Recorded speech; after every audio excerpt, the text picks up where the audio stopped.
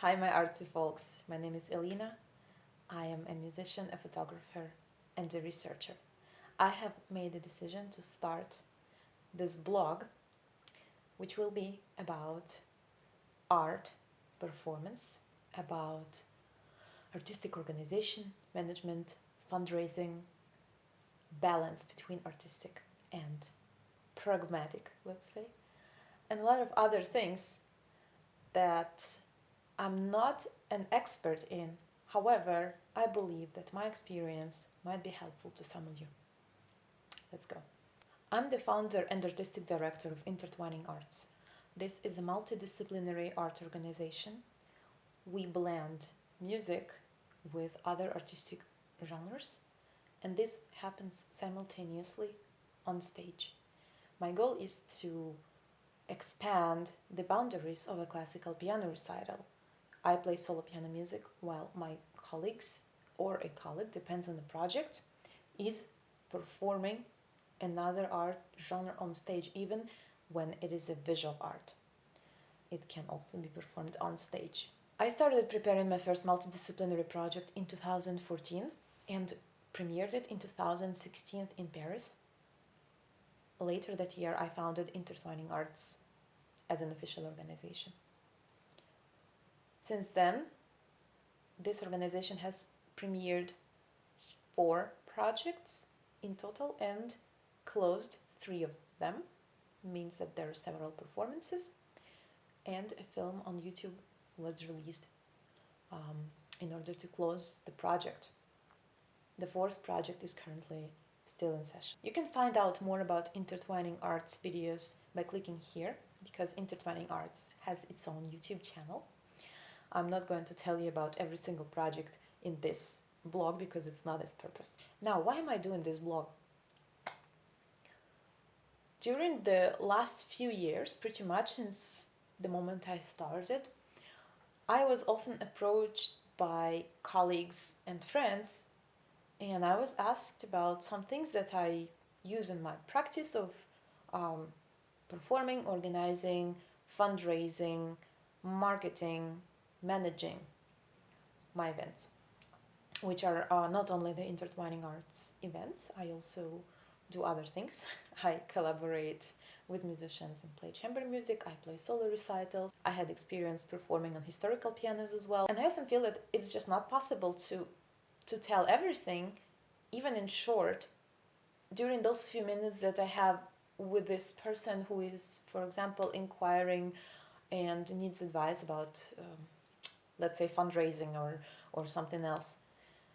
And I was asked some particular things quite often. So I made a decision to actually start this blog because I thought this will be a place for all the information that I can share with you from my experience, and I'm very happy to share it.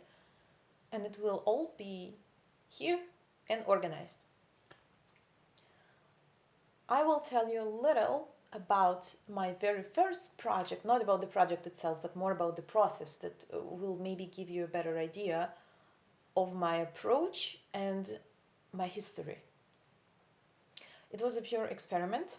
I was fresh out of school after my first master's, and I saw a residence program in Paris. And it had to be a project that would be connected to Paris in a way.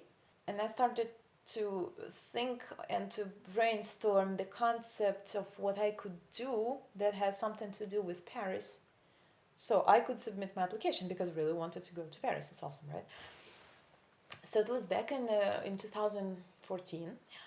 I was thinking what is possible, how to grasp an idea so I could develop it into a concept.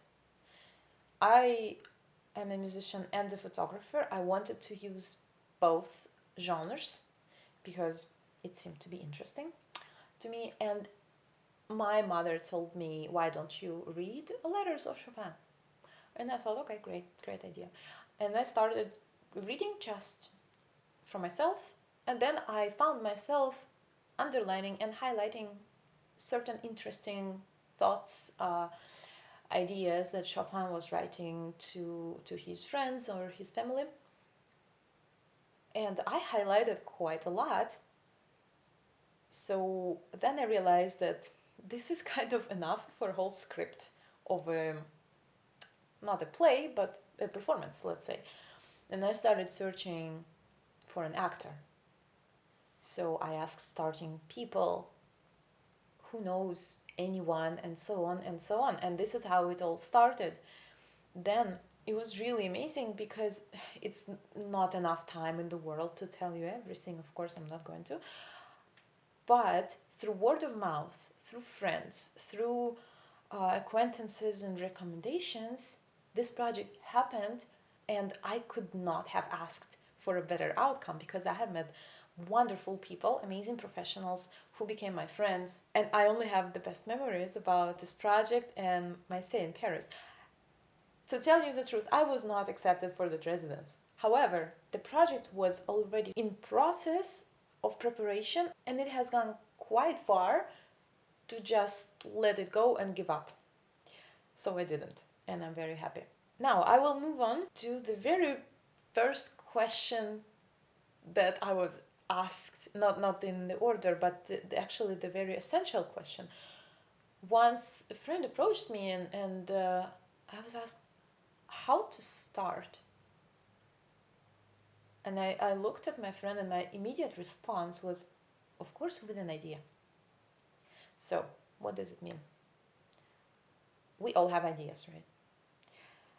Sometimes the ideas come and go, and they just float through our minds, which might not mean anything, or it might mean a lot. If the idea comes back, if it repeatedly comes back, and you keep thinking about something that you could do artistically, as an organizer, you name it, then maybe it's worth to write it down. After you write it down, keep unfolding the concept. Keep asking yourself questions. I think this is very helpful for all of us who is in the arts, to not only do the artistic practice, but also to ask ourselves, why are we doing this? How are we going to do this? What would we like to reach with this? Who is this for? Who's your audience?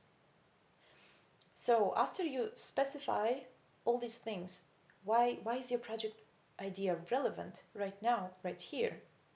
Who is going to benefit from it? Maybe it's going to do good to somebody, but who would it be? Why is it helpful? Why is it needed?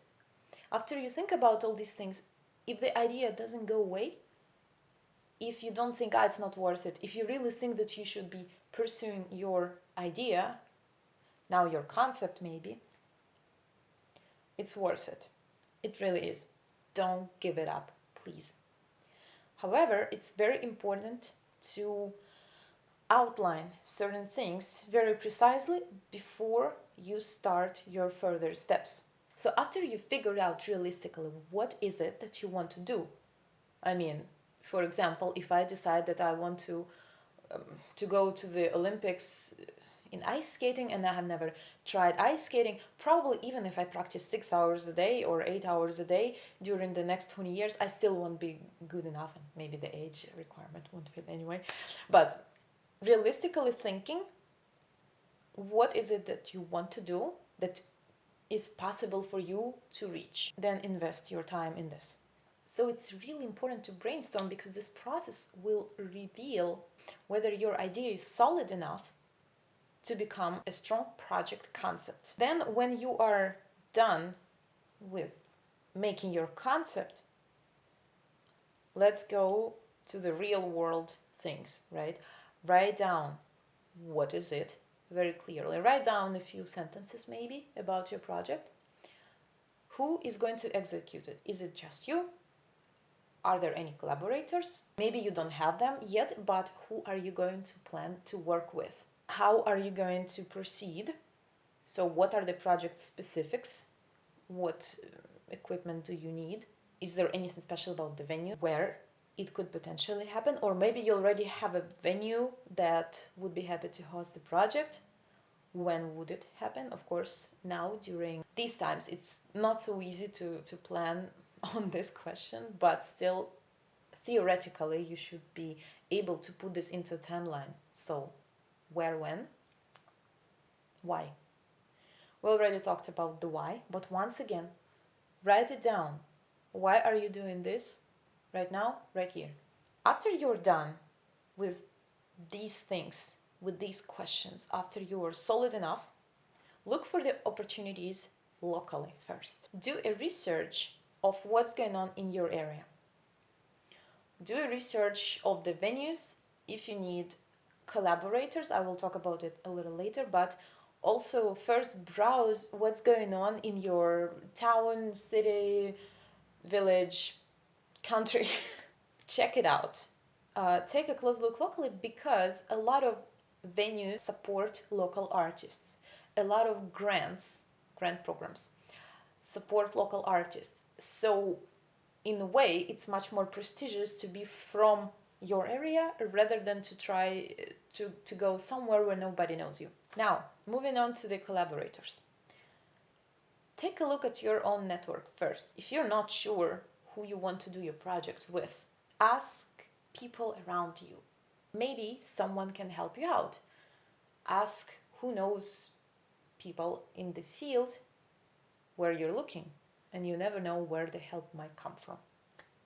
Speaking from experience, one important tip: don't be afraid to ask for help. Don't be afraid to contact people. It's fine. People are sometimes much more happy to help you than you think that they are. So reach out, ask. May your collaborators be on their way to you. The next important point is paying your collaborators.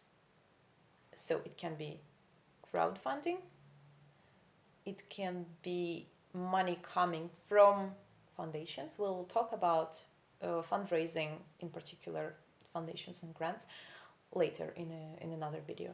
However, I wanted to quickly mention one important thing. Never take the work of your collaborators for granted. They are there to work on your idea.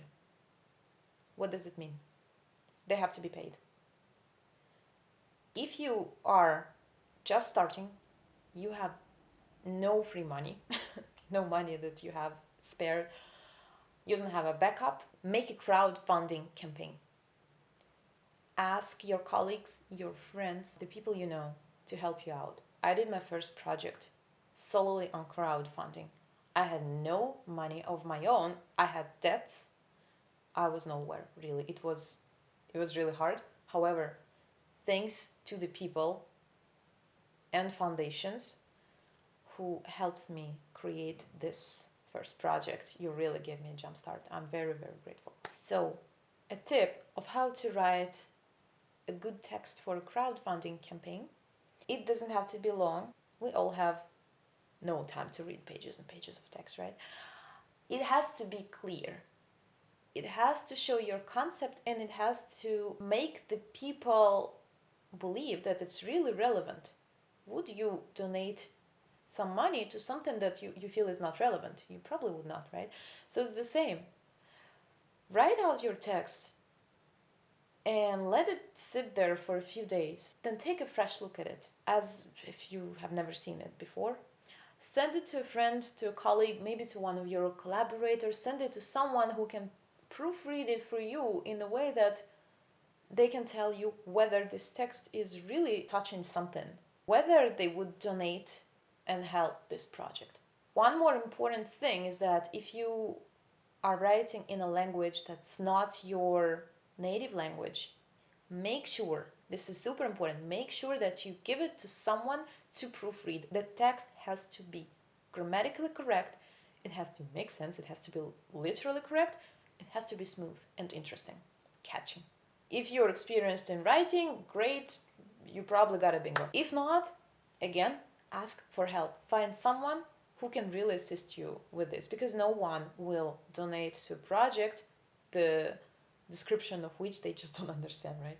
Always make sure to include the information about your collaborators, if you have them, a little bit about yourself, if you have more info about the venue, about the time, whatnot, include that briefly, and why is it relevant now and here. In case you come back to your text later and you don't understand what you wrote, maybe it's a sign that you should exercise your reasoning and logic, so you believe in what you write. The next point I wanted to quickly go through today is networking and where we can look for the people we want to work with. Of course, everyone knows it, but I will mention it just in case. LinkedIn, Instagram, Facebook, groups on Facebook. This is very important because in groups there are people who have common interests. So if you find a group that is relevant to your project, your profession, your ideas, maybe your beliefs, it's a good thing to start there as well. Personal connections, as I mentioned, and there are new artistic startup platforms. I am not exactly sure what they are at the moment right now, but I will try to find more info about this and include it in the description below. Research information on your local foundations, maybe thematic foundations. For example, if your project is historical, or maybe your project has something to do with environment or sociological issues or something else, that there is a certain point that is relevant to a foundation that works in this direction, maybe it's a good idea to contact that foundation. There are also international apps, websites such as Internations and Meetup. You probably know them. Still, it's very useful. You can meet people who you might collaborate with, or maybe you will meet your future collaborators through the people you meet on Meetup. It happened to me. I'm very lucky.